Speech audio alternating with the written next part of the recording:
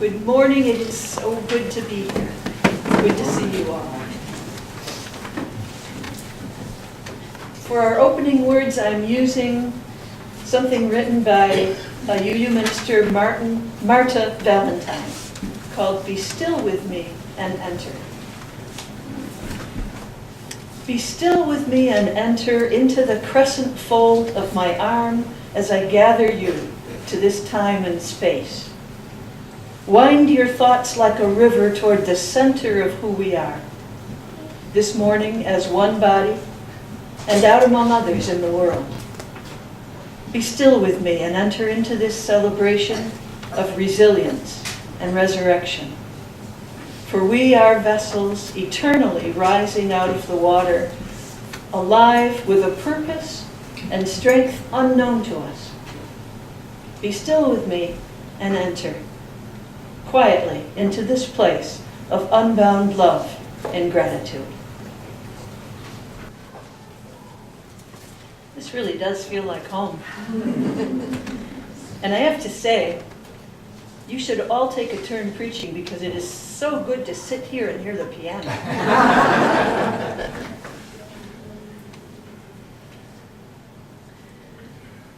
So to quiet down, imagine a setting in which you feel at peace. Maybe looking up at the stars on a warm night, or sitting in your favorite chair, or a favorite hiding place from childhood. Close your eyes if you want. Let peace be with you.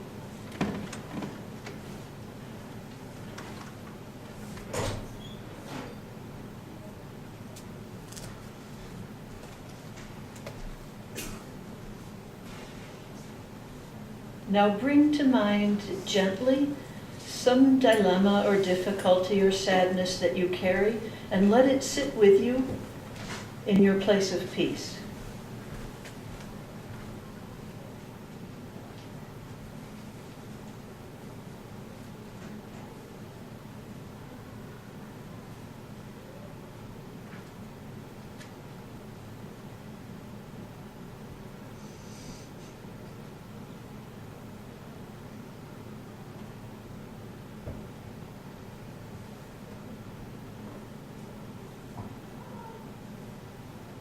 Now bring to mind someone you love who is carrying some difficulty, and let them sit with you in your place of peace.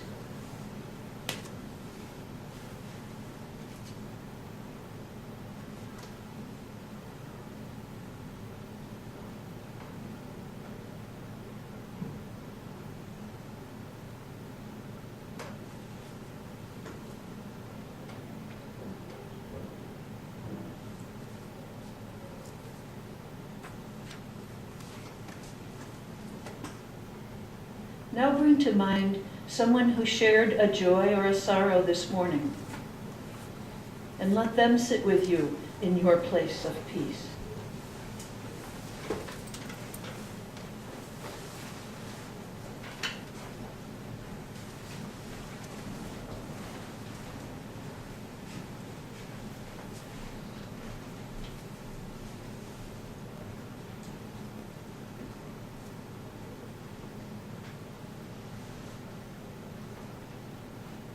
And now imagine that your place of peace can hold everyone in this room.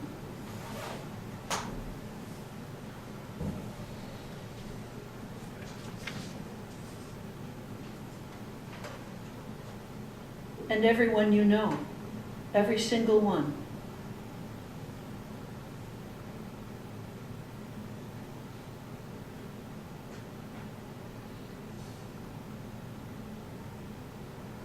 Even all the world, and all its joys and sorrows, and all its creatures, and the earth itself.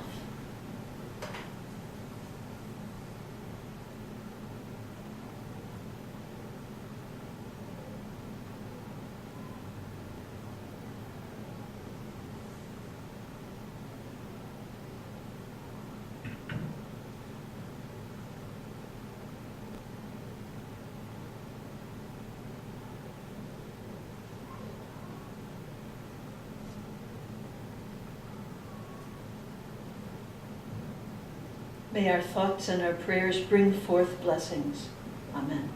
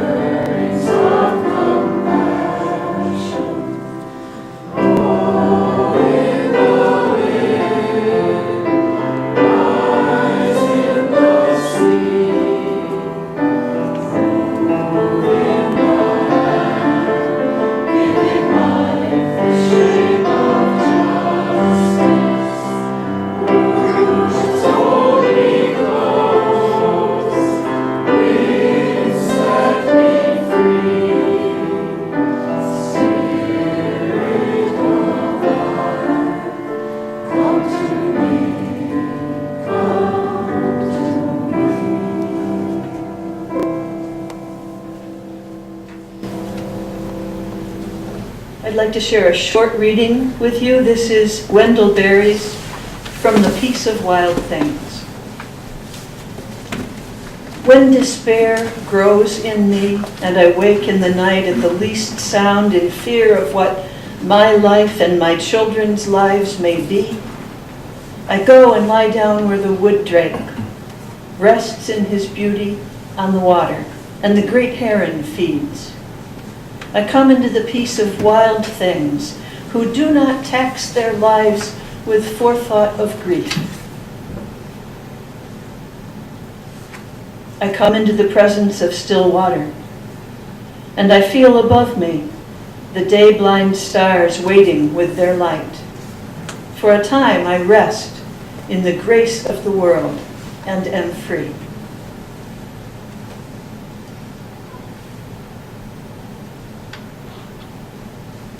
Earlier this year, I had the experience for the first time of revisiting a sermon. I preached the same sermon twice, about 3 weeks apart. And I got to rethink it and ask it questions and tweak it a little bit. It was a good experience, a good process. But then with this sermon, I escalated that process. I had to revisit this one before I'd even written it. Back in September, Rita told me that the theme for December was presence. And in October, when she asked me for a sermon title, I was quite sure what I wanted to say. My title is Presence, What Good Is It? Because someone asked me that once and I didn't know how to answer. And now my answer is that it's everything. I'm talking about the presence that is all around us, woven through everything. The presence of nature, the presence of the holy, the presence of each other, the presence that Annie Dillard writes about in Pilgrim at Tinker Creek when she sees the backyard cedar where the mourning doves roost, charged and transfigured, each cell buzzing with flame. And the quiet kind of presence that is a steadying accompaniment to any given moment, to every moment. I wanted to lift up the value of presence. But then we had a presidential election. And suddenly it felt very important to me to do something, to raise my voice, to take a stand, to take action. I felt myself doubting the wisdom of this sermon before I had started to write it. What good is presence when what we need is to fix things? At the same time, I was reading a novel that seemed to raise the same question. The novel was The Wonder by Emma Donoghue. It's about an 11-year-old Roman Catholic girl in Ireland in 1859 who was said to have eaten nothing for 4 months and so was being celebrated as a saint. And it's about the nurse who was hired to observe the girl. The novel explores the clash between the world of science and skepticism and the world of religious piety and belief. But the phrases that kept jumping out at me were ones like these. It seemed to me that to do nothing was the deadliest sin. And impossible to turn a blind eye. And if the Creator can't prevent such abominations, what good is He? This last was very much like the question that started me thinking about presence. It was 10 years or so ago, and I was a seminary student and relatively new to Unitarian Universalism. And I was struggling to articulate what I believed about God. I took a reading course in theology from George Tiger, who was the minister at First Universalist at that time. George asked me to write a paper about what I believed based on my own experience. This was a new idea for me. I thought I should read more books to figure out what I believed. Probably a lot of books, because so far, all I'd been able to say was what I didn't believe. But George challenged me to think back on my own experiences and draw my own conclusions. In particular, he wanted me to think about my very earliest spiritual experiences. I think this is an exercise that I would recommend to any Unitarian Universalist, especially given that the first of our 6 sources is direct experience of that transcending mystery and wonder, affirmed in all cultures, which moves us to a renewal of the spirit and an openness to the forces which create and uphold life. Direct experience of that transcending mystery and wonder. One of my earliest and most keenly felt spiritual experiences was of the presence of that very thing, that transcending mystery and wonder, although I didn't use those words for it then. It happened when I was 7 or 8 years old. I was sitting in the pasture behind our barn, down on Italy Valley Road. It was a warm summer afternoon. I was saying the 23rd Psalm from memory, King James Version. I was raised Presbyterian, so memorizing Bible verses was part of my Sunday school education. The Lord is my shepherd, I repeated to myself. I shall not want. He maketh me to lie down in the green pastures. He leadeth me beside the still waters. He restoreth my soul. Suddenly I realized I was right there in the green pastures. And just down the hill a little way was a quiet stream, the still waters. Suddenly, and for the first time, the words were about me. My cup runneth over, the psalm continues. Surely goodness and mercy shall follow me all the days of my life, and I will dwell in the house of the Lord forever. It is a beautiful statement of trust. And that afternoon it became true for me. As the years unfolded, I didn't always use the word God to describe it, but the presence has remained. Another early experience of presence came when I was 14. It happened on a Sunday morning as I was sitting in church, Naples Presbyterian Church. This time it wasn't a religious experience exactly. My older brother had been killed in a car accident the Monday before. And the minister said something from the pulpit about my brother. I don't remember what or any other details from that moment, but I do clearly remember that the woman sitting just to my left put her hand on my arm, just briefly, in sympathy.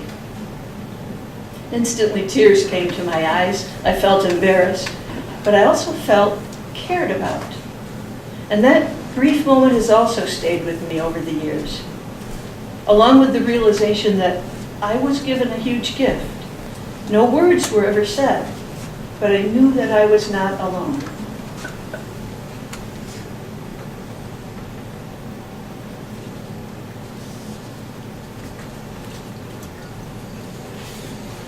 Sometimes I think of that presence as God, or the Spirit of life, or love with a capital L. And sometimes I think of it as the interdependent web of all existence, or the great unfolding, or that transcending mystery and wonder. Whatever it is, I believe that it is within each of us, and larger than us all, and holds us all. And 10 years ago, that was quite a wonderful thing for me to have discovered that I believed. And so when I was having lunch one day with my good friend, Mary Lee, who was also going to seminary, and was struggling with her own questions about God and wanting more traditional answers, I told her that what seemed important to me about God was not that God could or would reach into the particulars of my life and fix things, but that God was there in the midst of it all. Presence. And she said, well, what good is that? And I didn't know how to answer her. It felt so meaningful to me, and yet it didn't fix things. So coming back to the here and now, I woke up the morning after the election to a different world than I had expected. I felt heartbroken that morning. At work that day, almost nobody talked about it, and so then I felt isolated too. That evening, my spouse, Marie, and I, and that's Marie over there for anybody who doesn't know her, Jesse's mom. Marie and I attended a service of reflection and meditation at the Downtown United Presbyterian Church, where she's a member. There were only about 15 or 20 of us there. We read a couple of poems, including the one that I read earlier, The Peace of Wild Things. And Marie played some beautiful Native American flute music. And in between those things, we sat together in silence and meditation. And when the service was over, I felt much better. Not because the world had changed, but because we who had taken part had been together, our minds and our hearts united. I was no longer alone. Presence.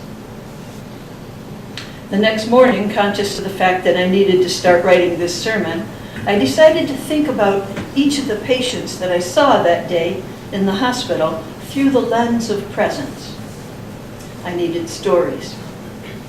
My training and my life has taught me that I can't and probably shouldn't try generally to fix things for people, but the one gift I can always bring, and that is hugely important in pastoral care, is my presence. Hospital patients are dealing not just with physical problems, but with many emotional and spiritual challenges as well. What does this illness mean to my life, they ask. How will it affect my spouse, my family, my job? Why did this happen to me? Why did this happen now? And sometimes, why did God let this happen? It's a lot to make sense of. As a chaplain, I'm not there to give them the answers that might make sense to me, but to help them hear what's in their own hearts. to hear what matters most to them, and then to hear their own wisdom, their own truth. To be present for a patient means to listen long enough to hold open a space within which they can connect to their deepest self, their most sacred values and beliefs. And as they do that, they do become able to move forward, to take the next step. Just the other day, one of the other chaplains shared with me the story of a young woman he had visited, a person with some developmental delay, who was facing a terminal diagnosis. This woman told the chaplain that her physician had said to her that now it was time to live her life to the fullest. The chaplain asked, "What does that mean for you, to live your life to the fullest?" The patient was quiet for a good minute. And the chaplain, bless his heart, stayed quiet too. And finally the patient said, "It means I need to give away as much love as I can." If you've been on the receiving end of this kind of presence, you know it. You've connected with something deep within, with something that quiets you and strengthens you. Maybe it makes you cry like I did that morning in church when someone touched my arm, because it bridges whatever wall we put up between ourselves and our feelings, or between ourselves and another person. It's powerful. If you're the one trying to offer that presence, as a friend or caregiver, or like me as a chaplain, you don't always know if you've done it. Presence is invisible, and it often goes unremarked. Sometimes I get to know, to some extent.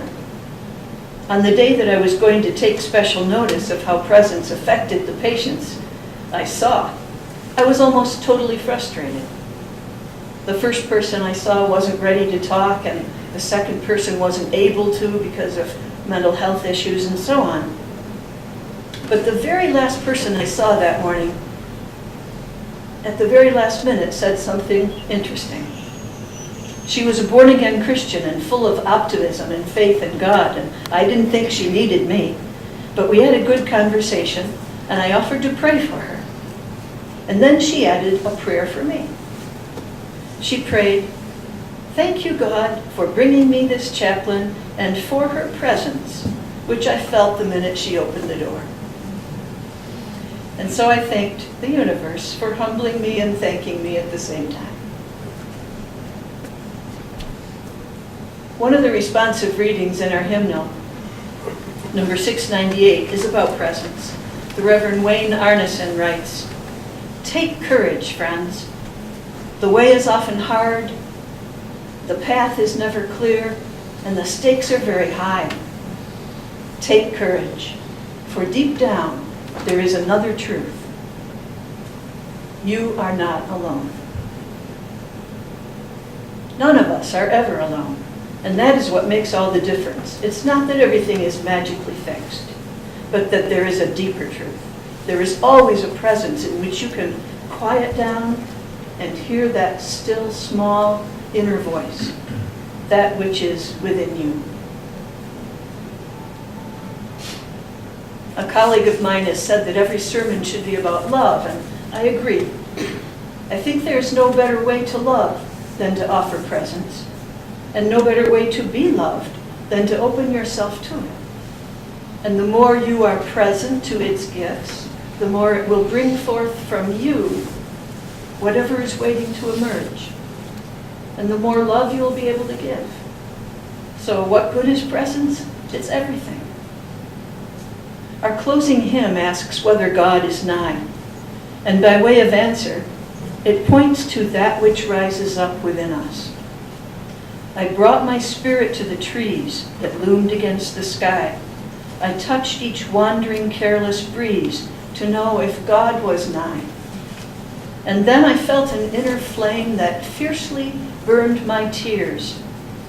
Upright I rose from bended knee to meet the asking ears. We have to make room for presence. Some days you have to turn off the news, says Philip Terman. You have to close all the books and step out to the porch and rock all afternoon and allow the sun to tell you what to do. This may not be the time of year to rock on the porch all afternoon. But it is the season of Advent, this time when the wheel of the year moves into the dark and we wait for the light to return. This time when we celebrate the birth of the holy among us, or if God is love, the birth of love, reborn every year. There is no better time to be looking for presents. What gives you that kind of presence? What kind of setting allows you to go deep, to feel what you feel and to know what you know? How can you make space for the presence that is within you?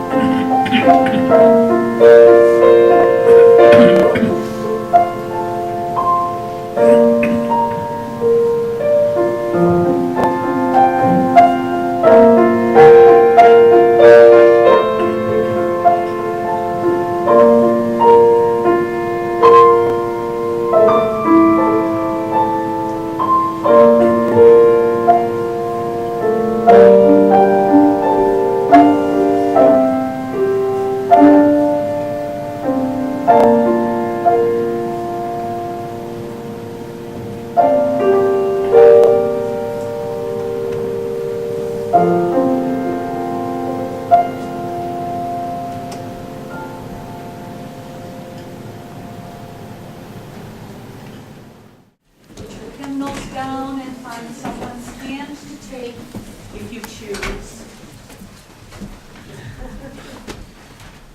We extinguish the flame, but not the light of truth, the warmth of community, or the fire of commitment. These we carry in our hearts until we are together again. Go in peace.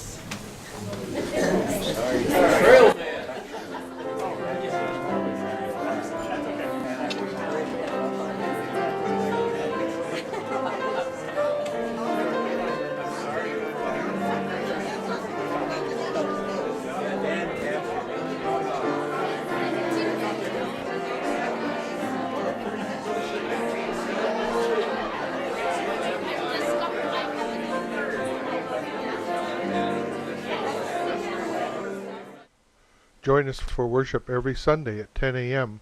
at the Unitarian Universalist Church of Canandaigua, a welcoming congregation.